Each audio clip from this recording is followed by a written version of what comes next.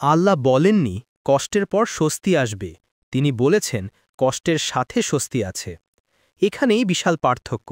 অর্থাৎ যখন তুমি কষ্টের ভেতর দিয়ে যাচ্ছ, সেই কষ্টের ভেতরেই স্বস্তির বীজ রাখা আছে। হয়তো তুমি তা বুঝতে পারছ না, কিন্তু আল্লাহর পরিকল্পনায় তা সবসময়ই থাকে। কোনো সমস্যাই একা আসে না, বরং অনেক সময় সেই সমস্যাই তোমার জন্য নতুন সুযোগ, নতুন সমাধান, এমনকি সহজতার দরজা খুলে দেয়। আমরা যখন বিপদে পড়ি প্রশ্ন করি, আমার সাথেই কেন? অথচ আল্লাহ বলেন, নিশ্চয়ই কষ্টের সাথে স্বস্তি আছে।